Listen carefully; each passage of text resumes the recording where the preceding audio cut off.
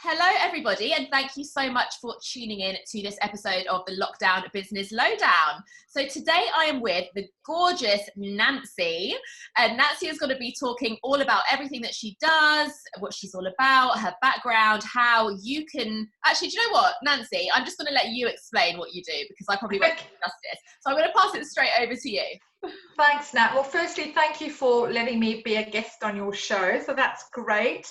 And obviously I will reciprocate. It's just good to learn because, you know, I've watched your journey over the last few weeks and it's been so encouraging. So you're kind of like my what I'm aiming for. So it's lovely to see. I love that. It's good to have, someone the way you've done your YouTube growth and everything has been so aspirational. So getting lots of tips. Oh, thank you. I'm glad. That's all right. So an intro. So I wear lots of hats, but I won't overcomplicate things because, I love all the three things that I do, and it's like choosing your favorite child. It's not possible, although most parents say they haven't got a favorite child. They have. Anyway, that's another story. But yes, I'm a blogger. I have a YouTube channel, the Nancy Stevens Arts and Style channel. I'm a podcaster, the same name. My podcast is available on iTunes, Spotify, all those platforms. And I talk about the arts. So that's kind of my big love. My dad was an actor. I grew up in the theatre. Hence my flamboyance and my love of colour, which has been an overspill into what we're going to talk about primarily today. But my love of theatre before lockdown sort of incorporated going to the theatre once or twice a week to review shows. So very, very lucky. I've seen pretty much every musical that's ever been done. I love the theatre. I love the arts. I'm all about supporting the arts within the community. But also, I have a little black book, well, my phone actually, where I can contact people. I don't have to go through their agents and get them to come on my show. And the good thing now is because obviously we're in lockdown, I've started recording the isolation interviews with some big names, and because nobody's going anywhere, they can't say no. So happy days. You pin them down. Absolutely. So they can't, because usually they'd be on tour or whatever. Yeah. Or back, So yes, I've got some great interviews coming up. I'm launching next week, relaunching the podcast next week. So that's my big love. But my big love is style, is fashion, is making people feel amazing about themselves. And my journey is quite a long one, and it started probably in the theatre, actually, subconsciously. And I watched your video earlier about the subconscious and how important it is to think about things, because they do manifest themselves. And it's not woo-woo. No. It is fact. It's let's not beat about the bush. So as a process of osmosis and an interesting debate on nature versus nurture, I became involved with the world of theatre and colour and fashion through my dad, who was my stepdad. Okay. So that turns the nature versus nurture debate right on its head, because he was my influence. He was the one I looked up to, and he was the one on stage every night, and I looked up to him, and I loved the whole theatrics and the colour and the drama. I loved all that. So that's what spilled over into kind of real life growing up. Always loved colour. Yeah. Fell in love with colour when I was 3 or 4. As my parents took me on a cruise. It sounds much grander than it is nowadays. But we toured around the coast of Southern Africa, and we went to the Asian markets in Durban, and they were just beautiful, and the array of colours. And I remember my 4-year-old self remembers. I mean, if it's possible to have a first memory, that is one of them. Just falling in love with these gorgeous jewel colours, these lovely Indian colours, shocking pinks and the emerald greens and the turquoises. And I remember just thinking, I'm happy. I'm in my happy place. I mean, at 4, that's quite profound. Yeah, very. So love of colour, always been sort of slightly obsessed with colour. And we'll talk a little bit more about it in a minute. But yeah, and then I fast forward, I don't know, 15, 20 years. I had chronic body dysmorphia and an eating disorder. And so my teens and my early 20s, to be honest with you, were pretty bloody miserable. I didn't like myself very much. I saw something in the mirror that wasn't there. And it got out of control. And to cut a long story short, I had a lot of therapy, primarily CBT, which was really helpful. But this was after I'd sort of got married and had my children and everything, and I started to get better. But it was a long journey. And then about that time, when my kids were very little, I decided I'm going to start a business, as you do. Yeah. And I had no plan. I just had a passion for fashion. And at that time, Trini and Susanna were the style gurus on TV. And I shamelessly plagiarized their show, their ideas. You have to, don't you? You know, it was a winning concept. It worked. And so I set up Altered Image, which was what my business used to be called. And I started sort of doing color analysis, wardrobe weeding, body shape analysis, personal shopping, all that sort of thing. Then when there weren't many of me around. But the reason I did it was because when I was growing up, there was nobody like me around to say, actually, these colors suit you. This is your body shape. This is how you should dress. Don't buy that. That's crap. That's a waste of money. There wasn't anybody like me. So I kind of wanted to give that back without sounding too Miss Worldish. Does that make sense? Yeah, of course. Absolutely. So set up the business, I said no plan, broke even within 9 months. And within a couple of years, I was nominated for Bedfordshire Businesswoman of the Year. And it was just crazy. But I had no business experience. I mean, I've been a secretary before, so admin was my background. So literally I was blagging it.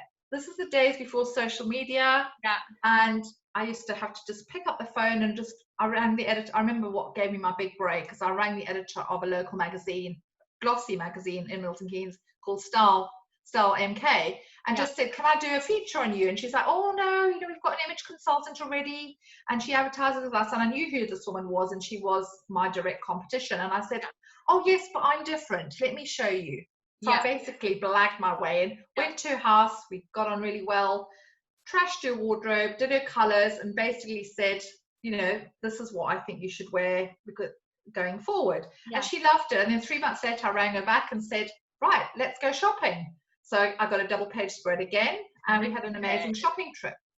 And then after that, I said, you know, have you got someone who does, you know, do you need a fashion agony on for your magazine? And she said, no, I've not really heard of that. I said, right.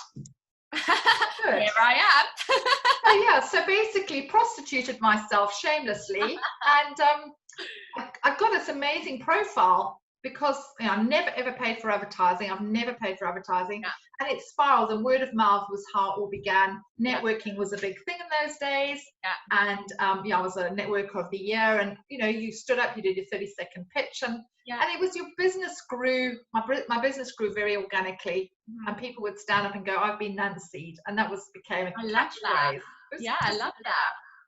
Amazing. It was, and it was lovely, and it, you know, I loved seeing women grow. I mean, I had male clients as well, but they tend to be in the minority. So making women feel amazing about themselves, and no matter what size you are, what your colors are, or your lifestyle, it was something I loved doing. So that's kind of how it started. And then I got my own radio show. I got I was heard on the local radio, got offered my own radio show, and then it just kind of, I ended up getting a slot in the breakfast show, and I was like fashion guru every Thursday morning, and used to talk about the royal wedding and Ascot, and that's kind of how I became a media tart, basically. I love that, media tart, love that. Totally.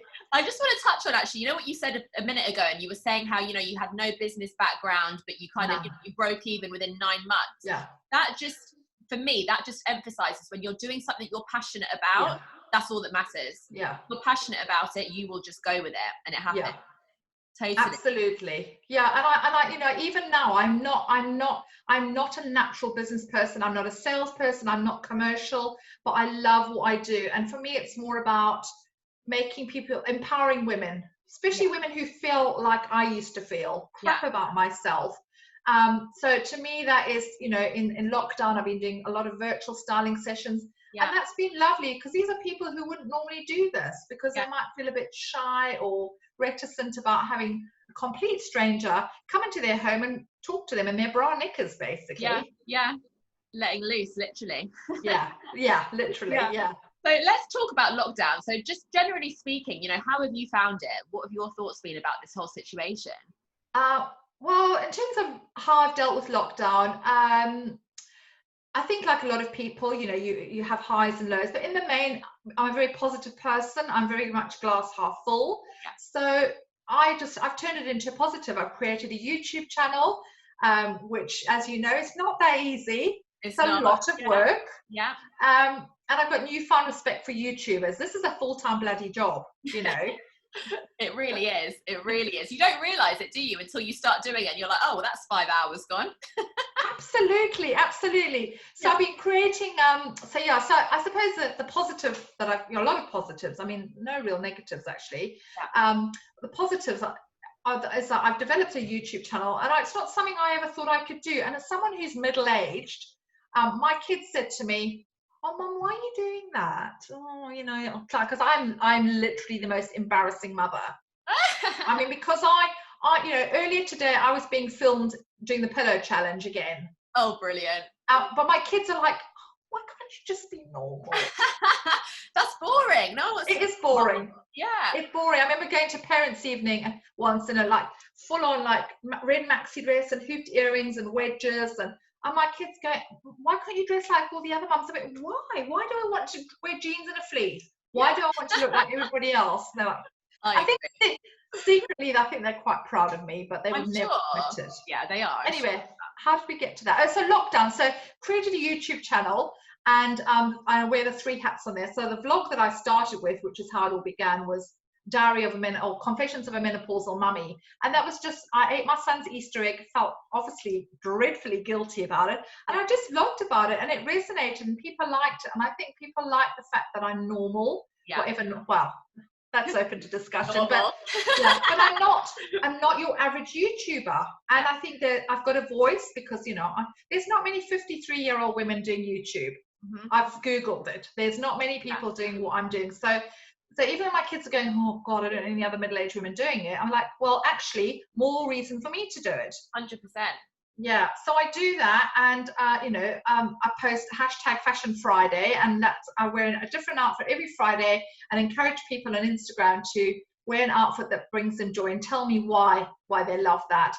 So for me, it's been such a positive experience because it's given me time that I'm charging around a million miles now. I haven't had time. So what's come out of this, I'm doing business coaching. I'm learning a lot about marketing and social media, and for an old girl, I'm not doing too bad. Yeah, good. And that's it, isn't it? It's about using this time to your advantage, learning new skills.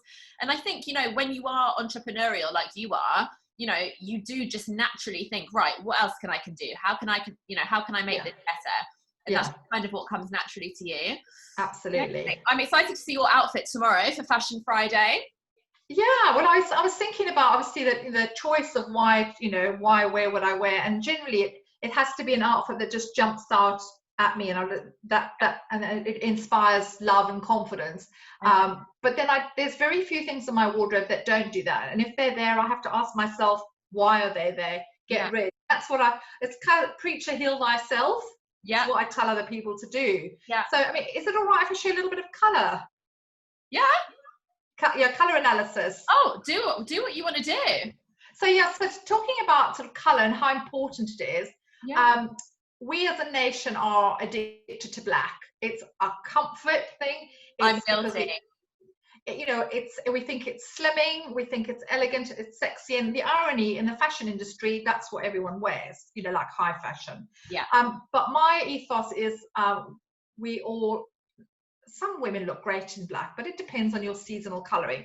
So for example, I'm a spring, so 4 basic seasons, and I'm not going to go into it because it's quite technical. Maybe we can do something a bit more in depth. I'll maybe do you virtually. Yeah, definitely. I'd love that. That works better. So 4 seasons: spring, summer, autumn, winter. I'm a spring. So these kind of oranges and corals and neon colors, even my little face mask, Love it. Yeah. It's all, but they're all kind of on the bright spectrum. But I can't wear black. Okay. And I'll show you why. Yeah. So these are my little drapes here that I use when I speak to clients, and you can do this virtually. And basically, you hold up gold, silver, black, pink or orange, and you see which looks best on you. But I'm just going to show you what black does to me. And I've got makeup on, so it's not going to look as horrendous as you think, but basically is... Okay. So that is very draining, and it kind of, you look, it starts to cast shadows under my eyes. That's so interesting. It exacerbates the lines there. Yeah. And it's just draining. If I didn't have makeup on, I'd look like I needed a blood transfusion. So fascinating though, yeah. isn't it? So that is why I show people, just, I mean, obviously it's very in depth, and I'm not going to go into that now, so we haven't got time, but that's what black is. Black only suits like 20% of the population. And generally you have Mediterranean complexion. I mean, you're Mediterranean anyway, so you've got olive skin, so you can probably wear black anyway. So I would sort of say, if you've got an olive skin and cool eyes, like your eyes look like they're green, then you can probably wear black. But most English women, there you go. Right. But most English women who are very fair tend to blush, or like me, very high color, look very drained. So you know it's the right color for you if you don't need any makeup. It's that straightforward, and we overcomplicate things, and we often go for colors we shouldn't. But that's a basic little lesson color there, but it's very, very broad. Amazing. Oh, I'm definitely up for doing a virtual. We can do something online, definitely. I find it so fascinating, because most people have no idea about any of that. They would just, that looks nice on the hanger, let's buy it. Oh, it's fashionable. It's, because it's on trend. Just because it's on trend doesn't mean it suits you. That's why I love fashion, but fashion is very fickle. So my kind of message to my clients is wear what suits your body shape rather than what's high fashion. And you can always have a nod to what's on trend, with a bit of animal print, or a nice belt, or like a chunky necklace or something, but you don't have to go the full, like, because it dates as well. Yeah, absolutely. So your style is very bright colors, cheerful. Do you want to touch on your style a little bit more? Yeah, no, it's interesting you said, because I think a lot of people, sometimes when they meet me, they're like, oh my God, she's so bright. Is she going to dress me like her? Just absolutely not. So whilst I love color, I am not you and you are not me. So I would never ever tell someone what they should wear. I would suggest, but I would never tell. So yes, my color is very bright and exuberant and confident and out there, but it's not only what suits you, like up there, but it's your personality type. The spring personality, which is what I am, is very out there, very confident, very extrovert. That's why I can wear these attention-seeking colors. Someone who's autumn, who's a little bit more reserved, can wear the sort of the olives and the rust and the slightly more muted tones. And then and that depends on their personality type. So what was the question here? So I've gone off complete tangent. My style. But what I'm saying is, I would not tell someone what to do. It depends on the person, which is why I, as a personal stylist, it's personal to you. It's not prescriptive. So everybody's different. There is no, even twins are different because of the personality. So your skin, questions I ask, skin tone, your skin, do you burn, do you tan? What was your hair color when you were 3 or 4? Do you have freckles? All these questions. Everybody's different, and everyone has a different body type as well. I'm super curvy. My shape is very difficult to dress because I'm literally the original hourglass. Which is quite a tricky shape to dress. So again, there's not many people who've got my shape, so I have to dress what's right for them. So when people look at me, don't think, oh my God, she's gonna dress me like her. Absolutely not. If you want to dress like me, I'm very flattered. But I love it though. I love your style. I love the bright colors, and your clothes represent your personality 100%. Like you're very, you are just very colorful and bright and cheery, and that's what you wear. Yes, but everybody's different, and I need to stress that. So if you're a more muted, introverted kind of person, then you need to have the more muted colors. Definitely. So that actually brings me on quite nicely to my next question about other people. So given that, we're all in lockdown at the moment, everyone's at home the majority of the time, unless they're back at work. What are your thoughts on, dressing up for yourself even when you're at home, because it's so easy, isn't it, to wake up, stay in your, even if you get out of bed, stay in your pajamas or put on gym gear. Like, you know, I'm a PT, so I'm often in activewear, and it's comfortable, and I feel good in it. But at the same time, when I do get a bit more dressed up, I'm like, oh, I feel quite good. So, you know, what are your thoughts on that? Is it important to do that? I think it's very important. I think in the beginning, I mean, I was as guilty as everybody else. I literally lived in my dressing gown, and I was, you know, and then it makes you feel a bit, and you can't be asked to put your makeup on. And it has a direct impact on your mental health. Absolutely. So, you know, my advice is like, you know, and I think we're in lockdown for a lot longer, I think, as well. Some of us anyway, is if you can get up, and you're the biggest advocate of exercise, get up, do some exercise, whatever your fancy is. You got to find the thing for you. For me, exercise has been my absolute savior. I'm on the mat at 10:30 for a live workout and yoga, whatever it is, every morning now for the last 4 weeks, and that's really helped me get into a good headspace. And so my mornings are exercise related, but I end up, well, it's 1 o'clock, I'm still in my yoga gear. Oh well, half the day is gone. Exactly. It's very hard. I would say in the main, if you can, even just get up and just put on a dress. You don't have to put in the whole slap, whatever. Bit of lipstick, brush your hair, get outside, go for a walk. Just those little tiny things make such a difference. And maybe start to look at what's in your wardrobe. You know, are these clothes bringing you joy? If there is something, that's why I started #Fashion Friday. If something is bringing you joy, that will bring you joy all day. And I know those days when I put lipstick on and I've made an effort, I'm smashing it that day. If I'm in my dressing gown at 5 o'clock, I've got nothing done today, and I'm feeling very low energy. So colors lift energy, the right clothes lift your energy, and it's so simple. It's a little thing, and it's very hard. And I do think it's a good discipline to get into, though, definitely. Yeah, absolutely. It makes the world of difference, doesn't it? Especially as well, like if you are into business and you're on social media and, you know, you're showing your face, and it is important to look nice. And I think it's great to kind of, you know, to be real and show your true self 100%. I have days where I literally have no makeup on and I show my face and I'm on Instagram and whatever. But it is important to show people that, you know, you're showing up for yourself, especially if that's something you're promoting to other people, for sure. Exactly. Yeah. So what kind of outfits, I know you just said about putting on a dress and, you know, doing what you need to do, but if you want to maybe touch on the different body shapes and, you know, what could people wear, you know, who are in lockdown, just to make them feel a bit better about themselves and to feel good? Okay. We'll definitely talk about body shapes, and then after that, maybe I'll just talk about what's good to wear in Zoom as well. Oh, brilliant. Zoom is a cruel mistress. Oh gosh, yeah. So in terms of body shape, so without getting too in depth, there's 3 basic body types. There's apple, pear, and strawberry. So you think about a fruit is an easy analogy. Okay, so pear is obviously you carry your weight around your hips. Apple is you tend to carry weight around your middle, and as a PT you'll know all this anyway. You carry your weight around your middle, that potentially is obviously quite harmful because it's putting a strain on your heart. But it's probably the most common shape that we have in the UK today.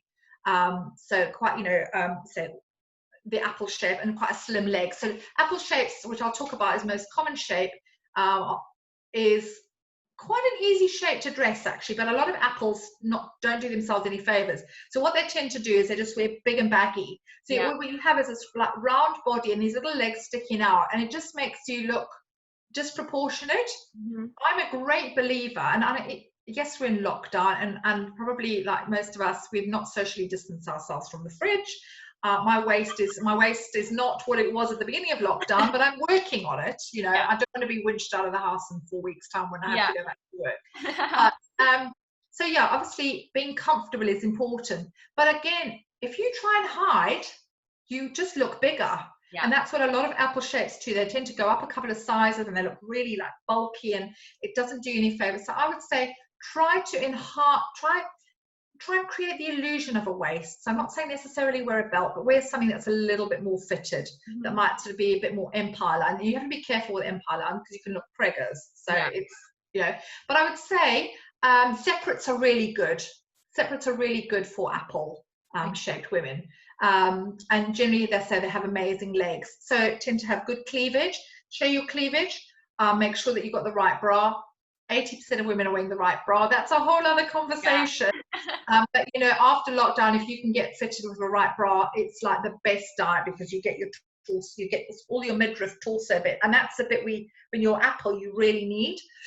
So yeah, so then you're a little bit more fitted, not too flowy, and do wear the size you are. Don't go up a size, because you just make yourself look like an opera singer. and show those amazing legs. So you know, most apple shapes have amazing pins. Get them out, and they look great in little skirts or a pair of shorts. So yeah, so showcase your best bits and hide your bad, which is your middle bit. All of us have only got, most of us have only got one bit that we, you know, realistically, if we stop beating ourselves up, is not that great. So if apple is generally your middle, then show those amazing legs. Show those amazing. So that's the apple. The pear, which is what I am stroke hourglass. Pear, you tend to carry weight around your middle, around your hips, but it's a much healthier shape. But you tend to have a really good waist. Wear a belt. You don't have to wear anything really, really tight. Get an elasticated belt. It just gives you a nice shape. Create the illusion of a waist, even if you feel like your waist is disappearing. Or try and wear more fitted. Wrap dresses are really good on that shape as well. And it creates the illusion of an hourglass. And again, a dress is generally better if you're that shape, which is what I am, which is why I tend to wear, you very rarely see me in separates, because my top half and bottom half are different sizes. So a dress gives more continuity and makes you look taller as well. So you've got the block colour from there to the floor, makes you look, does that make sense? Totally. It's all about smoke and mirrors. It's creating an optical illusion. It's nothing fancy. It's just, you know, I've been doing it for 25 years. I just know straight away if someone's wearing the wrong thing for their body shape. And then obviously the last one is kind of strawberry, which means you tend to be broad at the top and then very, very narrow there. What you want to do is create width and bulk almost at the bottom, and maybe think about an A-line skirt, something that's going to go in and make you go out a bit. Does that make sense? Because otherwise strawberries are very wide, and then they end up like this, like that. That's a strawberry. So what you want to do, like 1950s dresses are just perfect for that, because it gives you an amazing waist and it kicks out and you look like you've got hips. So 3 very basic tips. It is quite difficult to do, but be comfortable. But you know, if you've got stuff in your wardrobe you're not sure about, give me a shout. I'm really happy to help, because as I say, we only wear 20% of our wardrobe 80% of the time. Scary statistic. That's crazy, isn't it? And I've noticed so much, you know, I look at my wardrobe and the majority of it is gym wear, because that's what I'm in most of the time. But also, like, when I go to pick out things which are a bit fancier, there's not much to choose from that I actually like, and I'm really like focusing on it now to just get some new things which are maybe a bit out of my comfort zone as well. Some new things to make you feel, you know, you should show up how you want to feel. So you should make that effort to get, you know, to get things that make you feel good.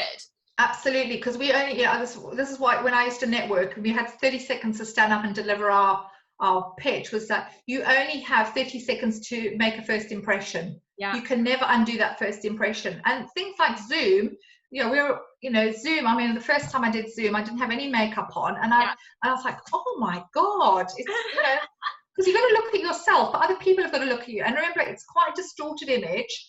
It's not necessarily that flattering. So I would always say for Zoom, a light makeup, certainly very bare minimum, a lipstick. Obviously, you know, do whatever you with your hair, you know. A statement piece of jewelry is good, or earrings. Try and avoid black or white, because black's very deadening and white is too reflective. And too much pattern these are basic rules for television presenters. When I did telly, I was told, you know, no patterns, because it, you know, blurs the lines and it's confusing. So you keep it to, you know, if it's a pattern, like I've got very small pattern, but nothing too busy, because it you know, messes with the eyes. So keeping it quite simple, and obviously you can wear what you like on the bottom, because no one can see. Exactly. No one needs to know what's going on down there. No, exactly. Amazing. I love those tips for Zoom. So do you think brighter colours as well? Just to... Definitely, because it's proven psychologically, if we wear brighter colours, the way we're perceived is so different. and it will lift the other person's spirits as well. It'll make them smile. So it's all, if black is a very deadening color. It creates that barrier. So if you wear color, it immediately, subconsciously, and again, we talked about subconscious earlier, it's so important. It sends a little message to the brain, little serotonin lift. Color makes you happy. If it's the right color, it lifts your complexion. And let's say if you're wearing the right colors, you don't actually need a lot of makeup anyway. If you're wearing the wrong colors, you do. But most people aren't wearing the wrong colors, just wearing too much black. So those would be my kind of basic tips for Zoom, really. And I think Zoom is going forward. I think we're going to be doing a lot more of this, cutting out the crap of having to go to meetings in the future. So I think these are really valuable tips. 100%. Zoom is going to be everywhere. Moving forward, for sure. Amazing. That's so useful. Is there anything else that you want to just kind of touch on, or any advice you want to give, or anything else you want to say about anything? I just want to say, I love what I do, and I'm absolutely passionate about what I do. And as I said earlier, I don't want other women to go through what I went through when I was younger, which was self-loathing and not knowing what colours suited me, and just self-belief, really. And I'm not a miracle worker, but I do know how to empower women through styling. And so now is the time to do it. If you're going to ever go through your wardrobe with a fine tooth comb, now's the time to do it. We're never going to have this body of time again. So utilize the time. Say if you want to give me a shout, obviously Nancy Stevens Arts and Style, I'm pretty much everywhere on social media. Just put in Nancy Stevens on Google and I'm probably there, because I can do so many things. But it's I'll just say, keep it simple, keep it colourful, keep it bright, but use this time wisely, because what you do want to come out of, when we come out of lockdown eventually, we want to all have learned at least one thing. And we want to have changed one thing about ourselves. And if it's, the way that you dress and you go back into a very different world, this world is very different. The way fashion is not going to be what it was before. We're going to have to shop more sustainably as well, because those trends and high London Fashion Week, that's all going to change. We're going to need to be much more sensible. So I would say buy things that you really love and you care about and you're going to be wearing in 10 years time, rather than a high fashion piece which is going to date next year. So keep it simple. But I love what I do. And I say, just if you want a virtual styling session, Nancy Stevens Arts and Style, check my YouTube out, my podcast. Just hopefully that's helped, and just stay colourful and bright. Amazing. Thank you so much, Nancy. I will post all your links underneath in the comments here so people can get to you easily. But thank you so much. It's been so lovely to chat to you. My pleasure. And I'm excited to do some more work with you for sure. We can do some virtual styling. That would be amazing. Thanks, Nat. Thanks for your time, and best of luck with your channel. Thank you so much. Thank you so much. Stay colourful and stylish. Yes, everyone stay colourful, everyone is stylish and bright. If you'd like this video, please click like and subscribe to the channel as well. And I will see you all very, very soon. Thank you, Nancy. Bye. Bye.